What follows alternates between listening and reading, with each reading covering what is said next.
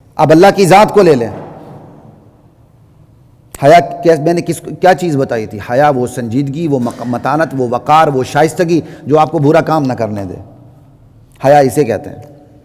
اب اللہ کے بارے میں حیا، کھلائے اللہ، پلائے اللہ، روزی دے اللہ، بیوی دے اللہ، سب کچھ دے اللہ، تعلیم دے اللہ، اور بندہ کسی اور کے پاس چلا جائے، اس سے بڑی بے شرمی اور بے حیائی کیا ہے؟ بندہ اللہ کی نعمت کو اللہ کی مخلوق کی طرف منسوب کر دے، فلاں کے پاس گیا تھا لہذا مجھے رزق ملا، تو پھر تو ہندو ٹھیک کہتا ہے نا، میں بھگوان کے سامنے ہاتھ جوڑے میرا بیٹا ہو گیا۔ ہندو بھگوان کے سامنے ہاتھ جوڑے، عیسائی عیسیٰ علیہ السلام کے سامنے ہاتھ جوڑے، دینے والا پھر بھی کون ہے؟ صرف ایک اللہ، لا الہ الا اللہ، یہب لمن یشاء اناثا، جس کو چاہے بیٹیاں ہی بیٹیاں دے دے، ویہب لمن یشاء الذکور، جس کو چاہے بیٹے ہی بیٹے دے دے، او یزوجہم ذکرانا واناثا، جس کو چاہے بیٹے بیٹیاں دونوں دے دیں، ویجعل من یشاء عقیما، جس کو چاہے بانجھ بنا کے رکھے، نہ بیٹا دے نہ بیٹی دے۔ اب اگر یہ بندہ یہی چیزیں کسی اور کی طرف منسوب کر دے، نام رکھے پیرا دتا، بھائی اللہ دتا تو ٹھیک ہے، پیرا دتا کہاں سے آ گیا؟ پیر کو بھی عطا کرنے والا کون ہے؟ ان اللہ هو الرزاق ذو القوہ المتین، رزاق بھی وہی، قوت والا بھی وہی، المتین مضبوط بھی وہی۔ لا الہ الا اللہ واللہ اکبر، یہ ہے اللہ کے بارے میں بے شرمی اور بے حیائی کہ دے اللہ منسوب بندہ کسی اور کی طرف کرے۔ اور نبی کے بارے میں بے حیائی کیا ہے؟ آخری نبی ہمارے نبی، لیکن بندہ اپنے نبی کو آخری نبی نہ مانے، کسی اور دجال کو نبی ماننے لگ جائے، یا کسی اچھی نیک ہستی کو نبی کے برابر سمجھے، اس سے بھی بڑا بے حیا کوئی نہیں ہے۔ دنیا کے تمام امام اکٹھے ہو جائیں، دنیا کے تمام صحابہ اکٹھے ہو جائیں، دنیا کے تمام حواری اکٹھے ہو جائیں، تمام امت اکٹھی ہو جائے، ایک نبی کے ایک صحابی کے گھر تک بھی نہیں پہنچ سکتے۔ اس سے بڑا بے حیا کون ہوگا جو اصطلاحات بدل کے، نام بدل کے، نبی کو اپنے امام کے برابر، امام کو اپنے نبی کے برابر، نبی کو اپنے امام سے بھی نیچے کر دے، برابر تو اور بات۔ یہ سب سے بڑی بے حیائی اور ڈھٹائی اور دجالیت اور زندقیت ہے۔ صحابہ کے بارے میں دیکھیں، صحابہ کے بارے میں بے حیائی کیا ہے؟ صحابہ کے حوالے سے کہ یہ دین ہم تک صحابہ پر پہنچا، نہیں، صحابہ بھی تو ہم جیسے انسان تھے، اور آپ تنقید کرنے لگ جائے، خدا کی قسم اس سے بے شرمی اور ڈٹائی کوئی نہیں۔ وہ صحابہ جو مجلس میں بیٹھے، جو نبوت کی مجلس میں بیٹھے، مزاج شناس نبوت ہوئے، وہ صحابہ جن کے بارے میں نبی علیہ السلام کی حدیثیں موجود ہیں، آپ ان صحابہ پر قلم کے نشر لگانے لگ جائیں، تنقید کرنے لگ جائیں زبان سے، اس سے بڑی بے شرمی اور ڈٹائی کوئی نہیں ہے۔ خاک کسے باشد کسی نے بھی کیا ہو، چاہے وہ کتنی بڑی مرضی شخصیت ہو، یہ اس شخصیت کے ماتھے پر داغ ہے جو اس نے صحابہ پر تنقید کی ہے۔ میری اور اس شخصیت کے درمیان اتنا فاصلہ نہیں جتنا اس شخصیت اور صحابہ کے درمیان فاصلہ ہے۔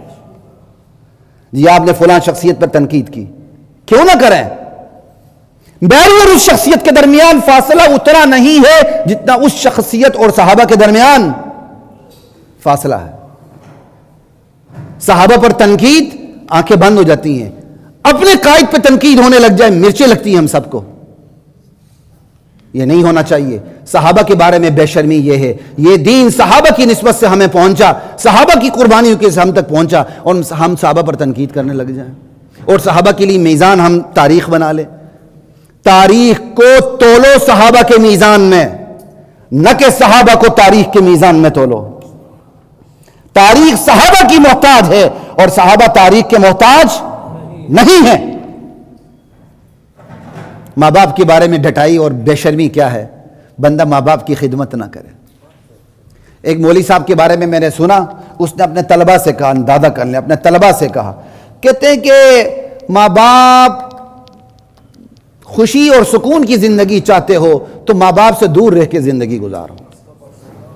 اور اس نے ایک دفعہ نہیں، اللہ کے بندے نے، اللہ اس کو ہدایت دے، ہمیں بھی ہدایت دے، اس نے کئی دفعہ اپنے طلبہ کو یہ نصیحت کی ہے کہ خوشی اور سکون چاہتے ہو تو ماں باپ سے دور رہ کر، کیونکہ جو ماں باپ کے پاس رہتا ہے، خدمت کرتا ہے، ماں باپ اس کی خدمت کو مانتے نہیں بلکہ وہی نشانہ بنتا ہے۔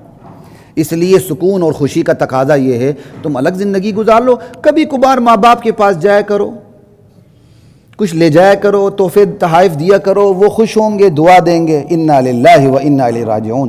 اب سوال یہ پیدا ہوتا ہے، باپ بوڑھا ہے تو کہاں جائے، ماں بوڑھی ہے تو کہاں جائے؟ اس مولوی صاحب نے ماشاءاللہ اس سوال مقدر کا جواب بھی دے دیا، کیا باپ بوڑھا ہے تو نوکر رکھ لو، ماں بوڑھی ہے تو نوکرانی رکھ لو۔